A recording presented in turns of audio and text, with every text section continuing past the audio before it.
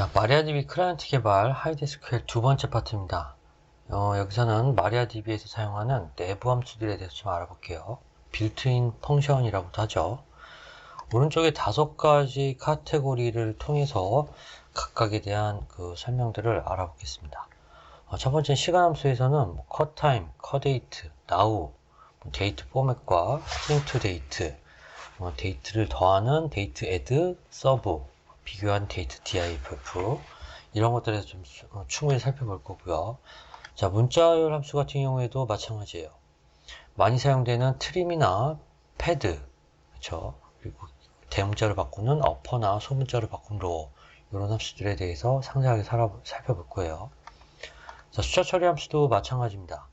기초 연산자들부터 해서 최대 최소 값을 구하는 그레이티스나 리스트, 소수점 이하 자릿수를 처리하는 라운드 트렁케이트, 실링이나 플로어, 그리고 이미 변수값을 반복시키는 랜드 이런 것들을 알아볼 거고요. 마지막으로 if 케이스문과 그룹 함수, min, max, avg 이런 것들에 대해서도 살펴볼게요. 자, 첫 번째 시간으로는 시간 함수입니다. 시간 함수. 컷타임, 컷데이트, now, sysdate 이 네 가지에 대해서 차근차근 살펴보도록 하겠습니다. 컷타임, 현재 시각을 나타내주죠. 자, 오른쪽에 있는 쿼리를 카피해서 하이드SQL에다가 붙여놓고 실행을 해볼게요. 하이드SQL은 마리아DB를 설치할 때 같이 배포되는 서드파티 클라이언트 도구예요. SQL을 개발하고 실행해 볼 수 있는 그런 도구고요. 해당 강좌에서는 이 툴에 대한 도구에 대한 설명은 거의 하지 않을 거예요. 소프트웨어 알림장 유튜브 채널에 가시면은 한 10개 정도 강의가 짧게 다 올라와 있어요. 총 한 2시간도 안 되니까 한번 훑어보시면은 상세한 내용들을 보실 수 있고요. 여기서는 해당 쿼리들을 수행하고 결과를 확인하는 데 사용을 하겠습니다. 자, 실행을 하면은 이 세미콜론을 기준으로 해서 지금 총 2개의 SQL이 있죠. 셀렉트문 2개가 있습니다. 아래에서 세미콜론로 구분된 SQL 결과만큼 탭이 생깁니다. 결과 1과 결과 2. 위에서는 이 쿼리와 이 쿼리를 말하겠죠. 결과값이 각각 나와 있고요. 첫 번째 쿼리를 보시면 이렇습니다. 컷타임 함수에다가 더하기 0, 컷타임에다가 5라는 정밀도 값을 주었죠. 결과값은 이래요. 시간, 분, 초가 고종 두 자리로 각각 콜론으로 연결돼서 나와요. 시, 분, 초입니다. 고종 두 자리 기억하세요. 그리고 여기다가 0을 더해주면은 정수값이 돼요. 참고로 하이드SQL에서 결과 탭에서의 나온 결과값들의 색깔이 정해져 있어요. 세 가지 부류입니다. 첫 번째는 갈색은요 데이트 포맷, 시간이나 일자를 나타내는 데이트 포맷을 갈색으로 보여주고요.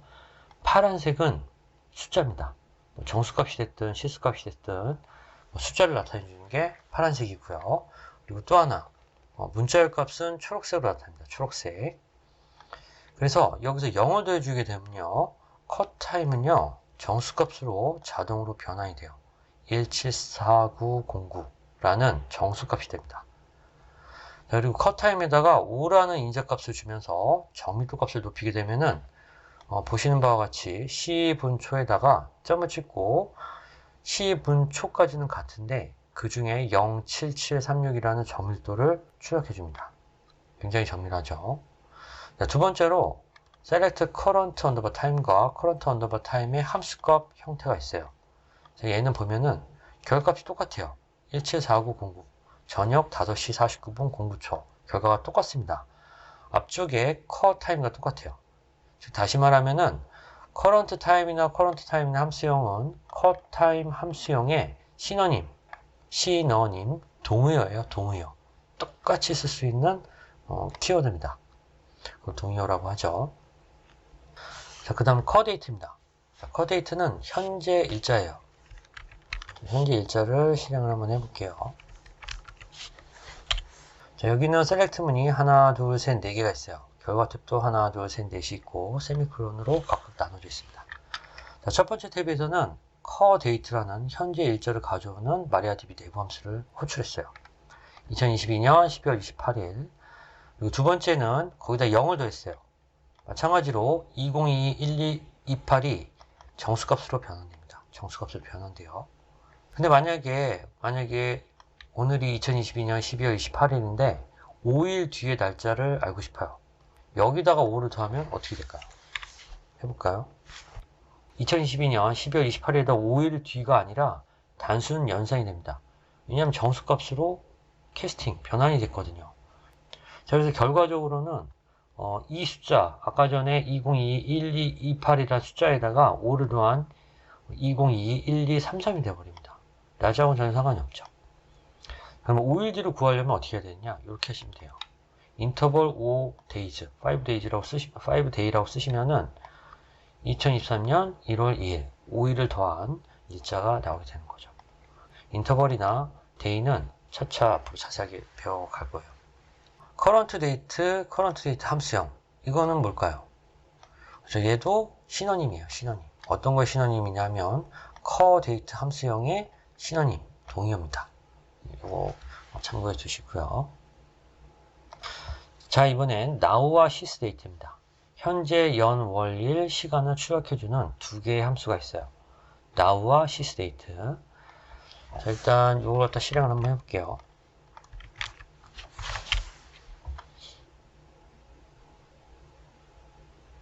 자, 실행을 하게 되면 조금 오래 걸렸죠. 이게 뭐냐면은 now라는 현재 시각을 가져오는 함수를 호출한 다음에 2초를 쉬어요. 그리고 now를 다시 호출하고 동시에 sysdate와 또 2초를 쉽니다. 그리고 sysdate를 또 한번 호출합니다. 이렇게 하면 총 4초를 쉬겠죠. 총 4초를 쉬는데 그 결과값이 아주 흥미롭습니다.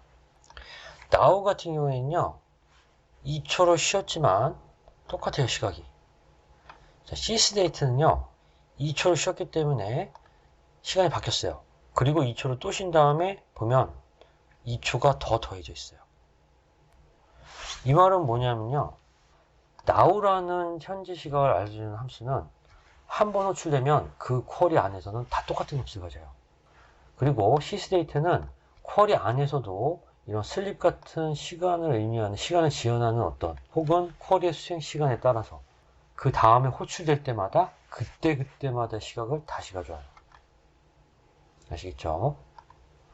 그래서 now 같은 경우에는 좀 정리를 하면은 하나의 쿼리 함수가 호출된 시각, 그 딱 하나만 가져요. 하지만 sysdate는 하나의 쿼리 안에서도 호출될 때마다 새로운 시각, 현재 시각을 가져오게 됩니다. 이게 바로 sysdate의 특징이에요. 그 다음으로 select current timestamp. 얘는 뭘까요? 그렇죠, 여기 써있네요. now의 동의어입니다. 동의어. 이 now 함수하고 똑같은 역할을 하는 겁니다. 이것도 한번 실행해 볼게요. 이렇게 하고 하면 똑같은 결과값이 나오게 됩니다. 얘는 now 함수의 신원입니다. 라고 알고 계시면 됩니다. 자, 그 다음 마지막으로 time date 펑션입니다. 자, 이러이러한 시간 일자가 있어요. 일자와 시각이 딱 들어가 있는데 YYYY, MM, DD 한 칸 띄고 HH, MI, SS 각각 시간 분초를 나타내죠. 얘에다가 time이라는 함수를 갖다 써버리면요, 시간만 나와요. date라는 함수를 쓰면 일자만 나옵니다. 그렇죠? now라는 현재 시각을 갖다 가리키는 함수를 쓴 다음에 거기다 각각 time과 date 쓰게 되면은 시각과 일자가 나옵니다. 예, 이건 어렵지 않죠.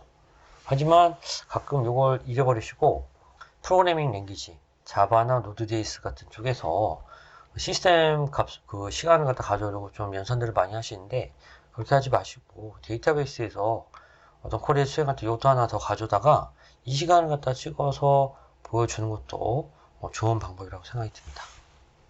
하지만 사정상 그 데이터베이스 시간이 아니라 어플리케이션이 돌아가는 쪽에 시간을 갖다 가져야 된다. 그러면 반드시 이제 자바나 노드.js가 동작하고 있는 OS에서 시간을 구하시는 게 맞죠. 자, 이렇게 해가지고 첫 번째 시간은 core time, core date, now sysdate 이런 것들 현재 시각에 대해서 출력을 해주는 함수들을 알아봤습니다.